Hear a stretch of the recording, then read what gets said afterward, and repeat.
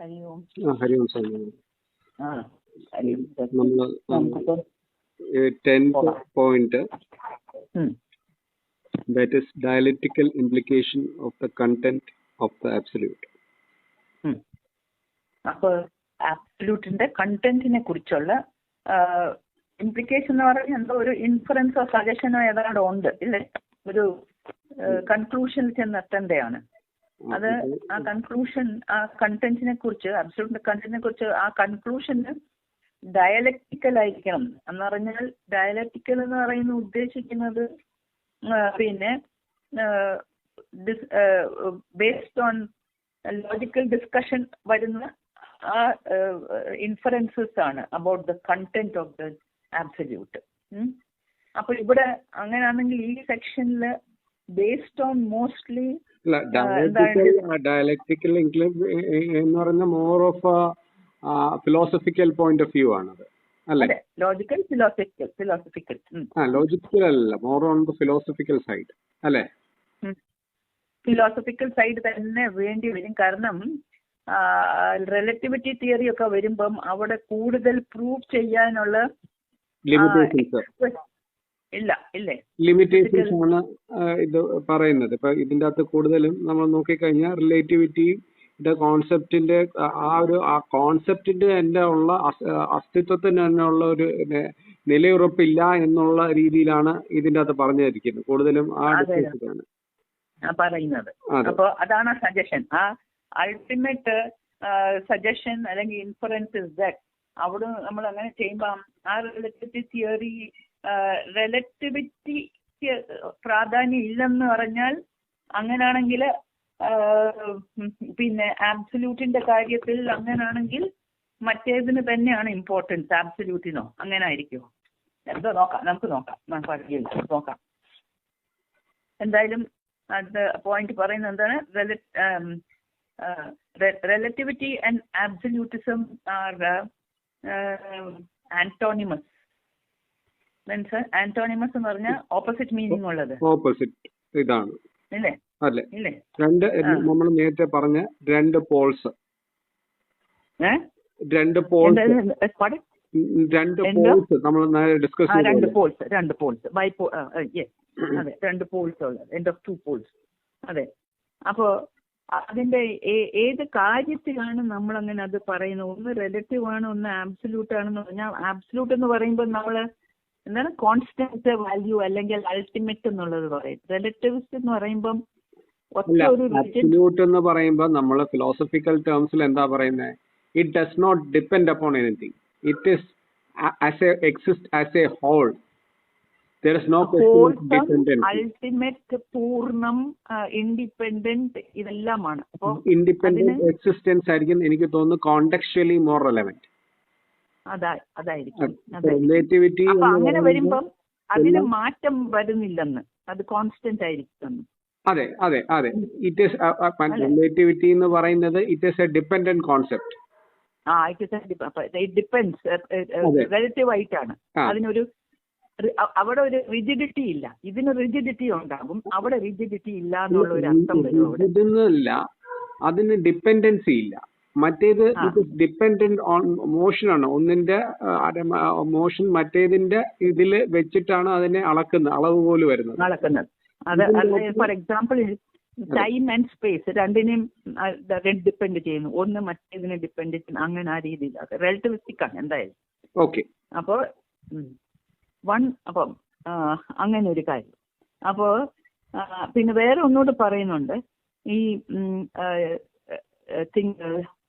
it's impossible to think of any theory of relativity without assuming its own inevitable dialectic counterpart.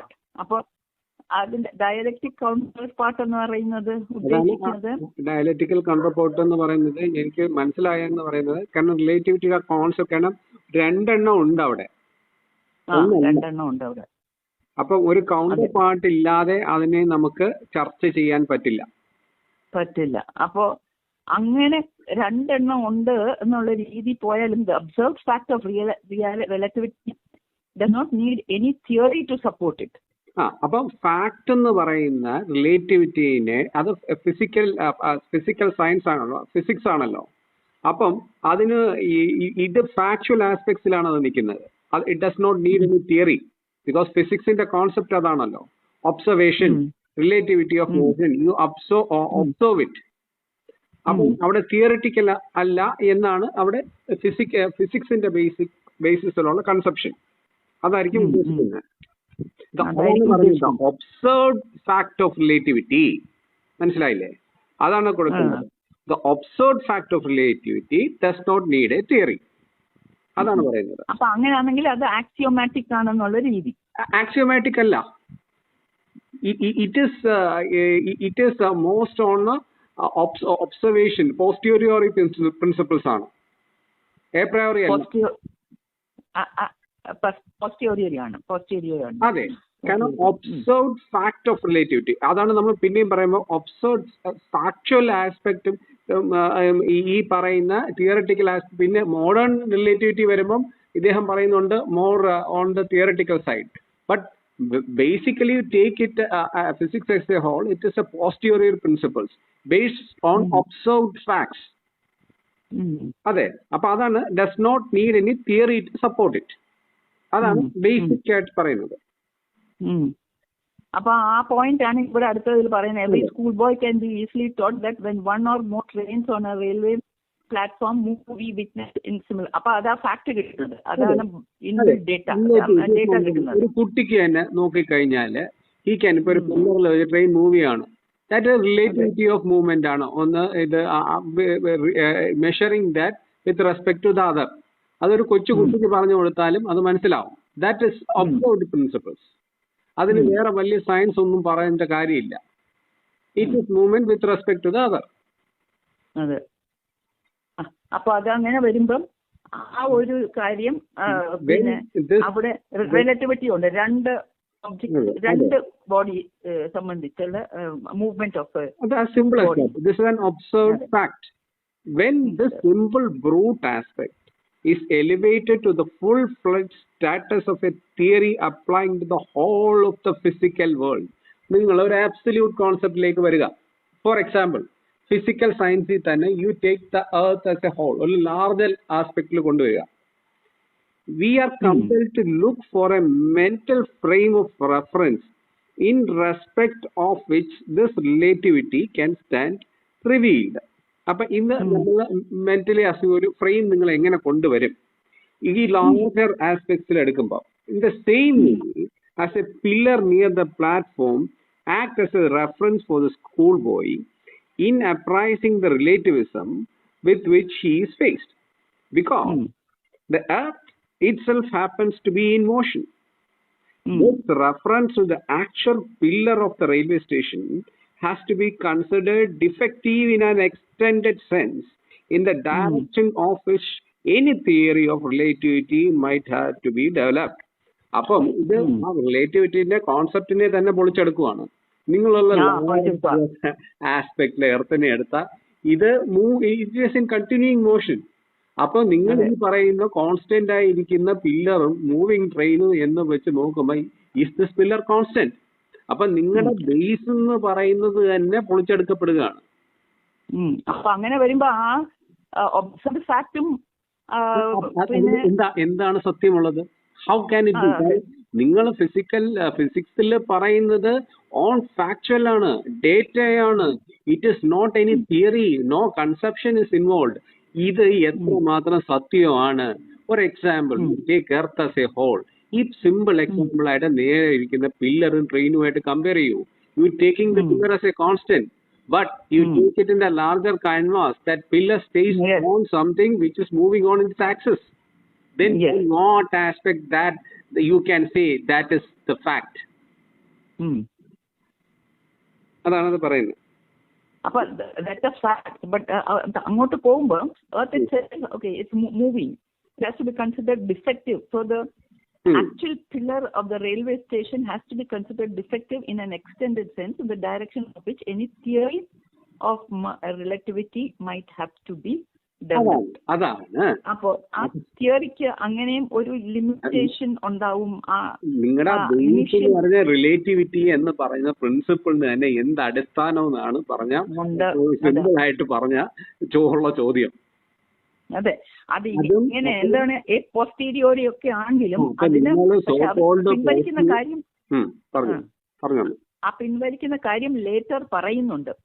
കാരണം മറ്റേ calculation ഒക്കെ ചെയ്തപ്പം അവർക്ക് അത് മനസ്സിലായി, ഇത് പൊളിക്കപ്പെടുമെന്ന് മനസ്സിലായപ്പം അവർ വേറെ ഏതാണ്ട് ഒരു കണക്ക് ചെയ്തെന്ന് പറയുന്നു. യൂണിവേഴ്സൽ റിലേറ്റിവിറ്റി ഒക്കെ കൊണ്ടുവന്ന് 3 സ്റ്റേജസിൽ കൊണ്ടുവന്ന്, പക്ഷെ unfortunately Einstein passed away before it could be implemented. That is another thing. If a schoolboy asked why the empire, അത് ശരിയല്ലേ?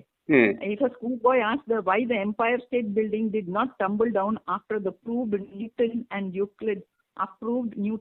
Euclid wrong, Einstein would be compelled to use many ambiguous ifs and buts before finding an answer sufficiently to convince people. Can you just explain it to me? I didn't get. If the schoolboy asked why the Empire State Building did not tumble down. അന്ന് പറഞ്ഞാൽ ഇപ്പോ just ഒരു philosophical ഇതിൽ പറഞ്ഞാണോ അതോ ഒരു scientific basis ഉണ്ടോ അതിന്? അവിടെ പറയുന്ന കാര്യം ഈ 2 ബിൽഡിങ് നമ്മുടെ എന്തോ വെച്ച് പറയുന്നത് അത് നിൽക്കുന്നു എന്നുള്ളത്. കാരണം എർത്ത് മൂവ് ചെയ്തുകൊണ്ടിരിക്കുമ്പം പിന്നെ ഈ പറഞ്ഞ റെഫറൻസ് പോയിന്റ്സ് ഒക്കെ അത് എന്തും കൊണ്ട് താഴോട്ട് വീണു പോകുന്നില്ല. എന്നാൽ ന്യൂട്ടൺ പറയുന്നത് ന്യൂട്ടോണിയൻ മെക്കാനിക്സ് പറയുന്നത് ഗ്രാവിറ്റേഷണൽ ഫോഴ്സ് വെച്ച് അല്ല ഇത് പിടിച്ച് നിൽക്കുന്നെന്ന്. അപ്പോ അങ്ങനെ പറയുമ്പോൾ ന്യൂട്ടണിന്റെ സ്പേസ് തന്നെ റോങ് ആന്ന് പറഞ്ഞാൽ ഇത് ഒട്ടിപ്പിടിച്ചിങ്ങനെ ഭൂമിയിൽ പതിഞ്ഞു നിൽക്കണോ, അത് വീണു പോകരുതോ എന്ന് ചോദിക്കരുതോ? അപ്പോ ആ ഒരു ന്യൂട്ടോണിയൻ മെക്കാനിക്സ് തന്നെ എന്താണ് ബേസ് ചെയ്തിട്ടാണ് based on space and time. എന്നിട്ട് അവിടെ സ്പേസും ടൈമും ഫിക്സ്ഡ് ആണെന്നാണ് പറയുന്നത്. എന്നാൽ മറ്റേ നമ്മുടെ റിലേറ്റിവിസ്റ്റിക് തിയറിയിൽ വരുമ്പം സ്പേസും ടൈമും ഫിക്സ്ഡ് അല്ല, സ്ഥിരമായിട്ടുള്ളതല്ല. അതിന് ഫ്ലൂയിഡിറ്റി ഉണ്ട്, മാഗ്നറ്റിറ്റി ഉണ്ട്, സുഖമായിട്ട് ചലിക്കുന്നതും പിന്നെ ഒക്കെ ഉള്ളതാണെന്നാ പറയുന്നത്. അപ്പൊ അങ്ങനെ വരുമ്പം അത് പൊളിച്ചു പണിയുമല്ലേ? അത് ന്യൂട്ടണിന്റെ തന്നെ ഒരു ആബ്സല്യൂട്ട്, സ്പേസിന്റെ ആബ്സല്യൂട്ട് ശരിയല്ലെന്ന് പറയുമ്പോൾ അങ്ങനെ അത് വിജയിക്കുന്ന ഒരു കോണ്ടെക്സ്റ്റിൽ ഇതാണ്. കാരണം എന്ന് വെച്ചാൽ ഈ എംപയർ സ്റ്റേറ്റ് ബിൽഡിങ്ങിലെ കണക്കുള്ള സംഭവമാണ് ന്യൂട്ടോണിയൻ ആൻഡ് ഈ പറയുന്ന യൂക്ലിഡിന്റെയും കോൺസെപ്റ്റുകൾ. ബട്ട് അത്രയും വലിയ ഒരു സമയത്ത് സയൻസിന്റെ എന്താണ് നെടും തൂണ് അതാണ് ഒരു കമ്പാരിസൺ ആണ് നടത്തിയിരിക്കുന്നത്.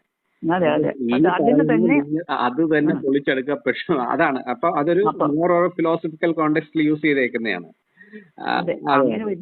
അതെ, ഐൻസ്റ്റൈന്റെയും അപ്പം അങ്ങനെ തന്നെ വരും. അപ്പൊ അതെങ്ങനെ എങ്ങനെയാണ് the factual aspect of relativity is what should properly belong to physics, because physics avowedly gives primacy to visible or perceivable. അപ്പോ ഈ പെർസീവബിൾ ആയുള്ള കാര്യത്തിന് ഇവിടെ ഒരു അത് പൊളിച്ച് പണി എന്ന് പറഞ്ഞാൽ പിന്നെ ആ ഫാക്ച്വൽ ആസ്പെക്ട് ഓഫ് റിലേറ്റിവിറ്റി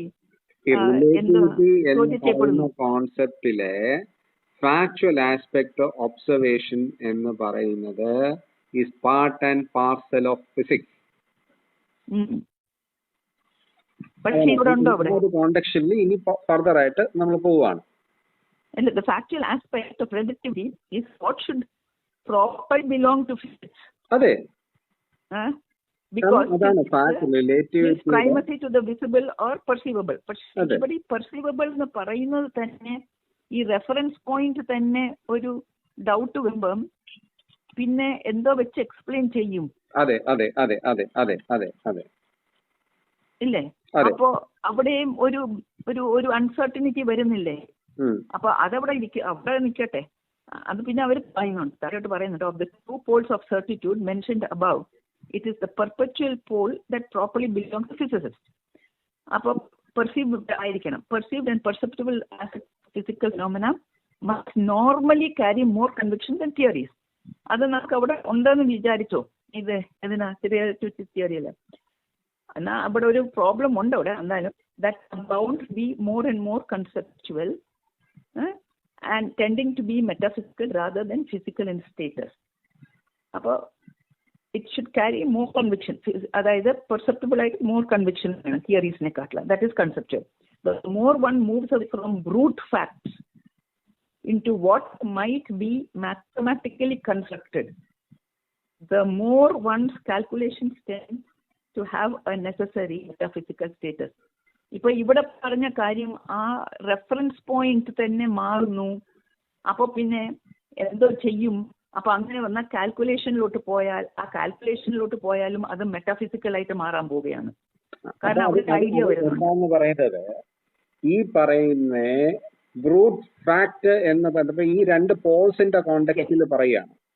ഒന്ന് ബ്രൂട്ട് ഫാക്ട് ആയിട്ടുള്ള നിങ്ങളുടെ പെർസെപ്ഷനിൽ നിൽക്കുന്ന ആ ഒരു തത്വം തന്നെ നിലനിൽപ്പില്ലാതായി. അപ്പൊ എന്താണ് പിന്നെ വരുന്നത്? Then you are trying to make a mathematical calculations, അതിലേക്ക് പോവുകയാണ്. അപ്പം അടിസ്ഥാനമില്ലാത്തതിനെ ഒരു ഇതിൽ നിന്ന് നിങ്ങൾ ഒരു കാൽക്കുലേഷനിലേക്ക് പോകുമ്പോൾ ഇതിന് എത്രമാത്രം അതിൻ്റെ അകത്ത് ഒരു സത്യമുണ്ട്. അപ്പൊ നിങ്ങൾ ഈ സത്യമുണ്ട് എന്ന് പറയുന്നതല്ല, ഒരു ഫാക്ച്വൽ ഫിസിക്കൽ സയൻസിന്റെ ബേസിക് കണ്ടന്റ് ആയ പോസ്റ്റീരിയറിൽ എത്രയുണ്ട്. അപ്പം more you are going through the metaphysical place. Metaphysical അതാണ് അത് കഴിഞ്ഞിട്ട് പറയുന്നത് the history, strangely enough, the history and origin of modern theory of relativity reveals a reverse order of progression, because they have consciously or unconsciously been given a philosophical status instead of being kept strictly within the limits of physics in the laboratory or observatory. As a time progresses, you are more towards in the reverse order of physical science. Yes. Because you are away from the basic precepts of physics on the laboratory or observatory. It consists of more than one stage of growth marked by the special and general theories, followed by an attempt at a unified field theory, more generalized and absolute, if we may say so, than the other two. അതാണ് ഈ spatial general തിയറീസും unified field തിയറിയും എന്താണെന്ന് ഒന്ന് അത് ഈ special and general theories റിലേറ്റിവിറ്റിയുടെ ആയിരിക്കും. റിലേറ്റിവിറ്റിക്ക് രണ്ട് theory ഉണ്ട് ഐൻസ്റ്റൈനിന്. ഒന്ന് ജനറൽ തിയറി ഉണ്ട്, ഒരു സ്പെഷ്യൽ തിയറി ഉണ്ട്. എന്നിട്ട് ഈ യൂണിഫൈഡ് ഫീൽഡ് തിയറി എന്ന് പറയുന്നത് ആക്ച്വലി ഇത് ഈ ആറ്റംസിനെക്കാട്ടിൽ ചെറുതായിട്ടുള്ള സബ് അറ്റോമിക് പാർട്ടിക്കിൾസിന്റെ ഫണ്ടമെന്റൽ ഫോഴ്സസും അവ തമ്മിലുള്ള ആ റിലേഷൻഷിപ്പാണ് ആ തിയറി പിന്നെ ഫണ്ടമെന്റലായിട്ട് കൈകാര്യം ചെയ്യുന്നത്. It describes that.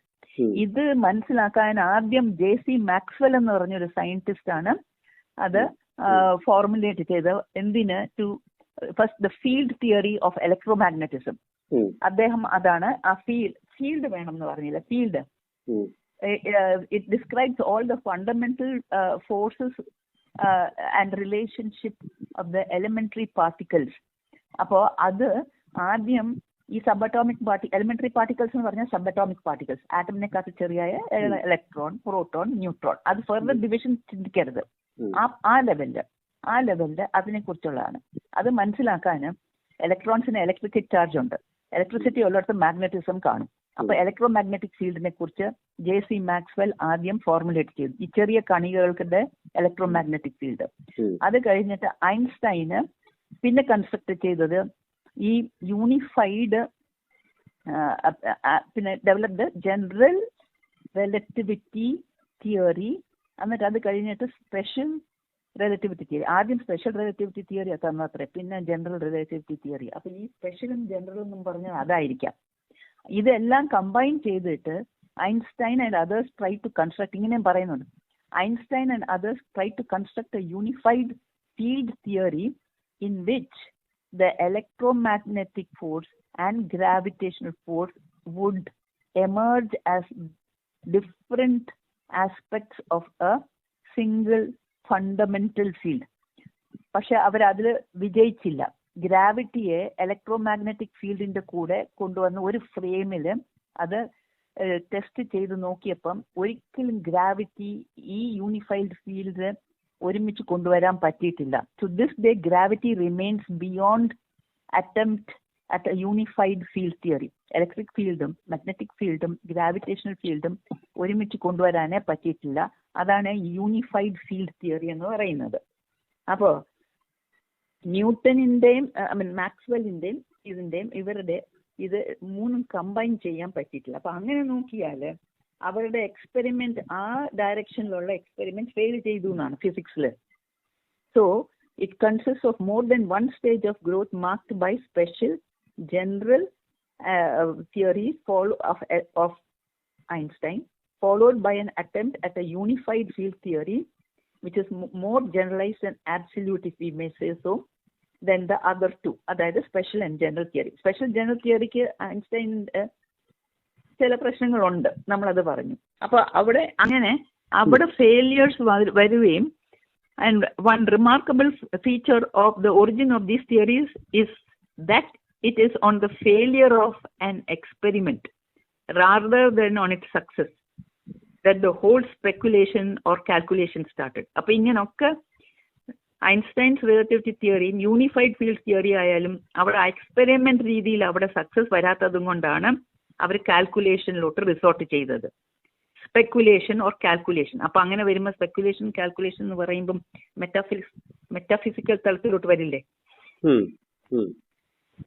എന്നിട്ട് അത് കഴിഞ്ഞിട്ടാണ് ഇത് പറയുന്നത്. The Michelson Morley experiment was expected to prove some ether like substratum acting as a ponderable or material medium for light to travel from one locality to another, however distant or near. അപ്പോൾ അവിടെയും ഉണ്ട് ഒരു പ്രയാസം. Yet in spite of its repetition, the experiment insisted on revealing the opposite of what was expected. എന്ന് പറഞ്ഞാൽ ether ഇല്ലെന്നല്ലേ പറഞ്ഞത്? അതെ, theory എന്ന് പറയുന്നത് they tried to measure the speed of light in a either like space. That was a total failure. കാരണം ആ ഒരു സ്പേസിന് അതിൻ്റെ അകത്ത് നിങ്ങൾക്ക് ഒരു സബ്സ്ട്രാക്റ്റം കൊടുക്കാൻ കഴിയുന്നില്ല. അപ്പം ആ ബേസിക് കോൺസെപ്റ്റ് തന്നെ അതിൽ ഇല്ലാതായി. ഒരു എന്താണ്, ഒരു മീഡിയം അല്ലെങ്കിൽ ഒരു സബ്സ്ട്രാക്റ്റം നിങ്ങൾ കൊടുക്കാൻ പറ്റാതെ ഇരുന്ന് ഒരു വസ്തുത വരുമ്പം you have to accept that failure. അത് മാത്രമല്ല, അവരെന്തായിരുന്നു അവസാനം നോക്കിയത്? സ്പേസ് വേണ്ട, സ്പീഡ് ഓഫ് ലൈറ്റ് നോക്കിയാൽ മതിയെന്നല്ലേ പിന്നെ പറഞ്ഞത്. അവസാനം അതും പറ്റാതായി. ആ സബ്സ്ട്രേറ്റം ഇല്ല, സ്പീഡ് ഓഫ് ലൈറ്റ് നന്നായിട്ട് കോൺസ്റ്റന്റ് ആയിട്ട് വാക്യൂം ആണെങ്കിലും അത് സഞ്ചരിക്കും, അതിന് സബ്സ്ട്രേറ്റവും ഒന്നും വേണ്ട, അത് പൊക്കോളും എന്നുള്ള രീതിയിൽ വന്നു. അപ്പൊ ഇങ്ങനെയൊക്കെ വന്നപ്പോ yet in spite of its repetition, ആ എക്സ്പെരിമെന്റ് അങ്ങനെ ചെയ്തിട്ട് ഇതേ റിസൾട്ട് വരുമ്പം they insisted revealing the opposite of what was expected. പ്രതീക്ഷിച്ചതിന്റെ കാര്യം അത് ഫെയിലിയർ ആയപ്പം വേറെ ഒരു കാര്യത്തിലോട്ട് അതിനെതിർ ദിശയിലോട്ട് അവർ പോയത്. അവര് ഈ പറയുന്ന അത് ഫെയിലിയർ ആയി. അതിന്റെ അപ്പുറം വാട്ട് ദേ ഡു, അപ്പൊ അത് ഷിഫ്റ്റ് ചെയ്ത് ലൈറ്റിനെ പറഞ്ഞ കണക്ക് മെഷർ ചെയ്യാൻ നോക്കി. അവിടെ എന്ത് സംഭവിച്ചു? ലൈറ്റിനെ അതിന്റെ സ്പീഡ് അവർക്ക് ക്വാണ്ടിഫൈ ചെയ്ത് എടുക്കാനായിട്ട് പറ്റാത്തൊരവസ്ഥയായി. അപ്പം എന്താണ് metaphysical കോൺസെപ്റ്റില് what you see is that inner light. അതെ, അവിടെ പറഞ്ഞായിരുന്നു. അതെ, അപ്പം എങ്ങനെയൊക്കെ നോക്കില്ല, അപ്പൊ ഒന്നില് ഫെയിൽ ചെയ്യുമ്പോൾ അടുത്ത് പോകുമ്പോൾ അപ്പം ഇതെല്ലാം കൊണ്ടെത്തുന്നത് ഈ പറയുന്ന മെറ്റാഫിസിക്കൽ പ്ലെയിനിൽ തന്നെ. അപ്പൊ അതിന്റെ വേറെ രീതിയിൽ ഇവിടെ പറയുകയാണ് അതിന്. അപ്പം ആ ഒരു സബ്ജക്റ്റ് അക്സെപ്റ്റ് ചെയ്യാതെ then they are going more into calculations. അതിന്റെ അകത്ത് അവര് ടേക്ക് റെഫ്യൂജ് ഇൻ ലോറൻസ് ട്രാൻസ്ഫോർമേഷനോ അതൊന്നും എന്താണെന്ന് എനിക്ക് മനസ്സിലാകുന്നില്ല. Consider mathematical equation whereby Fitzgerald contradiction became verified. അതൊക്കെ എനിക്കറിയില്ല. പക്ഷെ അവിടെ അങ്ങനെ ചെയ്തിട്ടുണ്ടെങ്കിലും an equation is not a factual starting point. അവിടെ അവർ ചെയ്തു, അതൊക്കെ ഏതാണ്ട് ചെയ്തു. They got the, instead of boldly drawing the conclusion natural to this experiment, which would have perhaps compelled physicists to accept an immaterial medium for light to travel. അത് അവർ they will accept ചെയ്തേനെ. പക്ഷെ Einstein's and others അത് അവർ accept ചെയ്യുന്നതിന് പകരം അംഗീകരിക്കുന്നതിന് അത് failure അല്ല, അത് successful അല്ല എന്ന് അറിഞ്ഞിട്ടും Einstein and others prefer to take a backward step and began to take again refuge in a calculation. അതോട് ലോറൻസ് ട്രാൻസ്ഫോർമേഷനിൽ ഇറ്റ്സ് എ മാത്തമാറ്റിക്കൽ ഇക്വേഷൻ. അപ്പോഴും എവിടെ പോകുന്നത്? മെറ്റാഫിസിക്കൽ സൈഡിലോട്ട് തന്നെയാണ് പോകുന്നത്. And equation is not a factual starting point but is itself based on a arbitrary, a priori and axiomatic consideration, as in mathematics as a whole, whether algebraic or geometric. അപ്പോഴും അതാണ് പറയുന്നത് ഇവിടെ ഈ equations.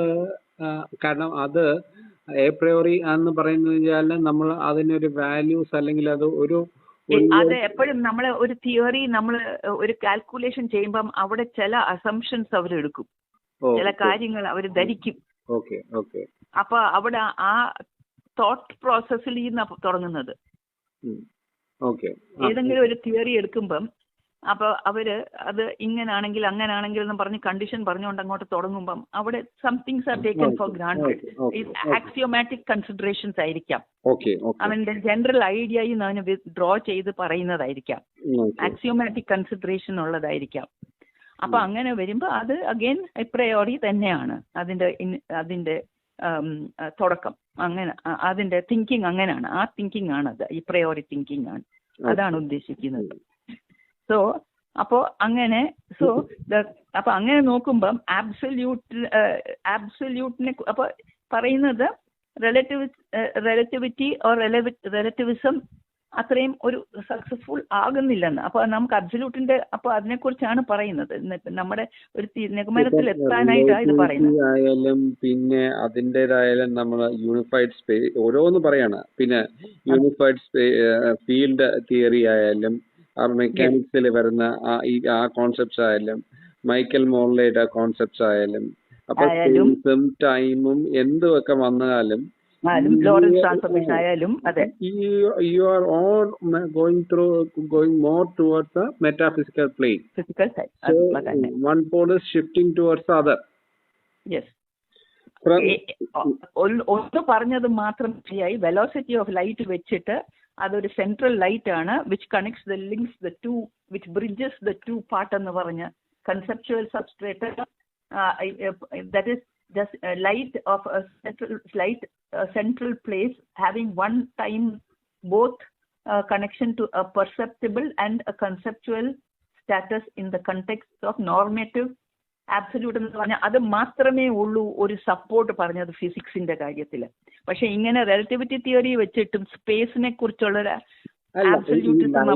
നമ്മൾ പറയുമ്പം അവിടെ തന്നെ പറഞ്ഞല്ലോ അത് ലൈറ്റിനും ഇത് പറയുന്ന ഒരു ലോജിക്കൽ അല്ലെങ്കിൽ ലേമൻ ഇതിൽ വെച്ച് പറയുമ്പം നിങ്ങൾക്ക് അത് എത്രമാത്രം അതിന്റെ വ്യാപ്തി അതാണ് അവിടെ നിൽക്കുന്നത്. Even though this measurement is being tried to put forth the largeness or vastness of that, it shows that it is beyond the conceptual or more on a conceptual level rather more than it's not on the perception level but more on the conception level. കാരണം അതിലേക്ക് പോയി. അപ്പോൾ we are trying to measure it but it's beyond that measurement. Yes. Even on that plane also. അപ്പൊ space and time പറഞ്ഞ പോലെ സയൻസിന്റെ അവിടെ ആബ്സല്യൂട്ടിസം വരാൻ ഒരു ബുദ്ധിമുട്ട് അവിടെ വരുന്നത് കൂടുതലും റിലേറ്റിവിസം. അത് അത്രയല്ല, റിലേറ്റിവിസവും സക്സസ്ഫുൾ അല്ല അവിടെ. ഇദ്ദേഹം പറഞ്ഞു പോകുന്നത് ഇത് നമ്മൾ നേരത്തെ പറഞ്ഞു ഒരു പശുവിന് പോലും even a cow may be said to be conscious out of a feed by a gardener of the good fact of relativity of motion. അതെ അതെ അതെ അതെ സ്പീഡിനെ സംബന്ധിച്ചും അവരുടെ അതെ അതെ അതെ ആ മൂവ്മെന്റിനെ കുറിച്ച്. ഇപ്പം അവനും ആ ചേസ് ചെയ്യുന്നവനും ഒരേ സ്പീഡിലാണെങ്കിൽ അവർ തന്നെ രണ്ടുപേരും ഒരേ ഇതിലാണെന്ന് ഒരു ആ ധാരണ അവർക്കറിയാം. അപ്പം എന്തോ വേണം, അവന് രക്ഷപ്പെടണമെങ്കിൽ അവന് ഓടിയ മതിയാവും കുറച്ചുകൂടി സ്പീഡ്. ആ sense, brute factor, relativity of മോഷനെ കുറിച്ച് അവർക്ക് പശുവിന് പോലും ഒരു ആ ബോധമുണ്ട് എന്നാണ് the so called the great men of science. സയൻസിന്റെ അടുത്ത് കഴിഞ്ഞാല് ഇപ്പൊ ഈ പറയുന്ന അതാണ്. പിന്നെ നമ്മൾ നേരത്തെ ആദ്യമേ സൂചിപ്പിച്ചാണെങ്കിൽ യൂണിവേഴ്സൽ റിലേറ്റിവിറ്റി ഒക്കെ അതുകൊണ്ട് വന്നതും കൊണ്ട് അവര് പിൻവലിച്ചു. ആ ഒരു കാര്യത്തിൽ അവിടെ പിൻവലിച്ചെന്ന്. അപ്പൊ അതാണ് നമ്മളിപ്പോ മനസ്സിലാക്കാൻ പറ്റുന്നത്. Still wanting to be true to physics rather than metaphysics, he built up അതുകൊണ്ട് 3 grand stages of his noble edifice based on the presupposition of a principle of universal relativity. അതും ചെയ്തു for the whole of physics. പക്ഷെ അത് study ചെയ്തപ്പം when closely scrutinized, as Bergson has done in a whole work dedicated to this very question, it becomes completely evident to anyone of common sense, let alone a philosopher, that he remains all through these theoretization true to fundamental Cartesian schematic notions. Observations alla, Cartesian schematic notions, x, y, z ennu paranja aa Cartesian schematic notions which have been acceptable to all rationalist philosophers in modern Europe. അപ്പോൾ അതും എവിടാ പോകുന്നത്? ആ philosophical ആസ്പെക്റ്റിലോട്ടാ പോകുന്നത്. ഇദ്ദേഹത്തിന്റെ പുതിയ principle of universal റിലേറ്റിവിറ്റിയും അതിന്റെ ആ ബേസ് ആണുള്ളത്. So we shall be devoting more space to an examination of these aspects because the claims of absolutism cannot be established without facing fully the serious implication and consequence of this theory, which has taken possession of all modern minds as a substitute philosophy.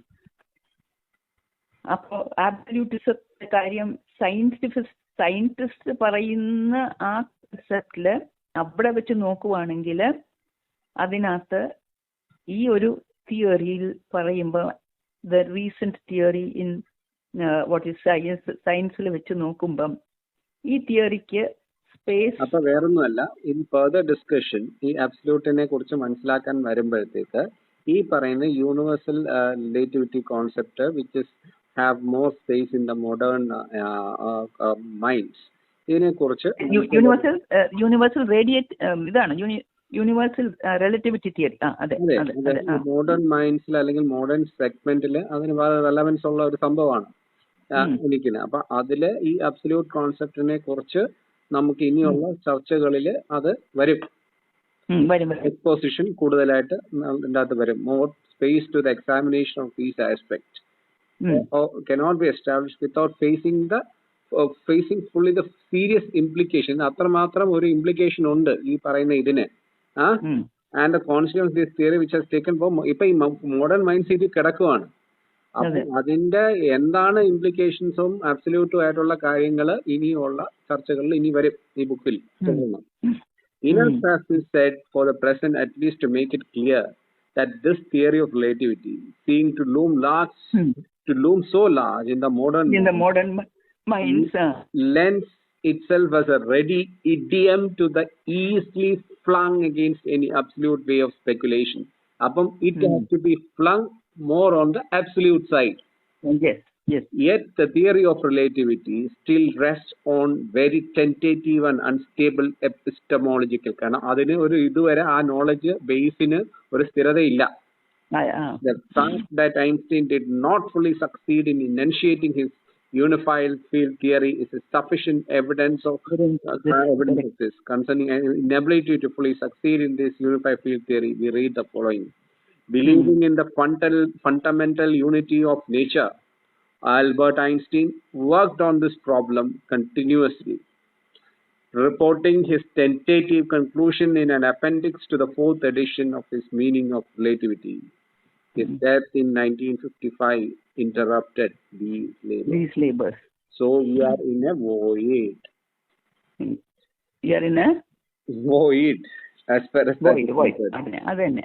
അപ്പോ ഇവിടെ ആ ഒരു കാര്യം ഒബ്സർവേഷനിലായിരുന്നു base ചെയ്തത്. പക്ഷെ നമുക്ക് ആ ഒബ്സർവേഷന് ചില ഇറ്റ്സ് റെഫറൻസ് പോലെ ഒന്നും ഇല്ലായിരുന്നു. അത് ഒബ്സർവേഷൻ ശരിക്ക് ഒബ്സർവേഷനും ആയിരുന്നു.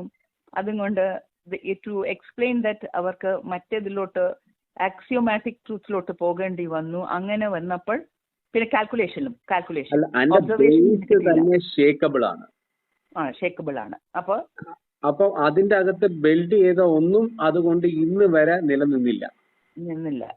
അപ്പൊ അതിനെ മാത്രമല്ല, റിലേറ്റിവിറ്റി മാത്രമല്ല, പിന്നെ ഇതിന്റെ ഈ പറയുന്ന ക്വാണ്ടം മെക്കാനിക്സും അതേ Newtonian and Newtonian and also the other one magnetic electromagnetic. നമ്മൾ ഇന്നലത്തെ ഡിസ്കഷനിലും പറഞ്ഞത് ഇത് എല്ലാം it was true for a particular point of time. Those which were fundamental to physics has been broken down as collapsed. Appo how much these are factual precepts. It is as big as the so-called this Empire State Building falling down. ആ ഒരു ഇതിലാണ്. അപ്പൊ ഈ as time elapses, it is ഇപ്പം Mikaelson മോർലിയുടെ അടുത്തത് പറയുന്നു അതിന്റെ failure. ഇതെല്ലാം ഇറ്റ് ജനറലൈസസ് സ്പെഷ്യൽ തിയറി ആയാലും ജനറൽ തിയറീസ് എല്ലാം പറഞ്ഞാൽ യൂണിഫൈഡ് റിലേറ്റിവിറ്റി, യൂണിവേഴ്സൽ റിലേറ്റിവിറ്റി ആയാലും ഇപ്പൊ എല്ലാം പറഞ്ഞത് ഇത് വരുമ്പോഴത്തേക്ക് ഈ പറയുന്ന ഫാക്ച്വൽ ആസ്പെക്ട് ആണെങ്കിൽ ഡേറ്റ ഇത് പ്രിസെപ്റ്റ് അത് ബേസിസ് കറക്റ്റ് ആണെങ്കിൽ it should have been constant throughout time. And it should have been absolute, but it is not. But they are not ready to accept it. All experiments has been going to failures. Upon ഈ പറയുന്നത് the whole structure that you are build up so called on perceptions, അതിന് എന്ത് മാത്രം ഉള്ള ഒരു realistic picture ഉണ്ട് when you say it is based on facts. അപ്പോൾ when these theories has been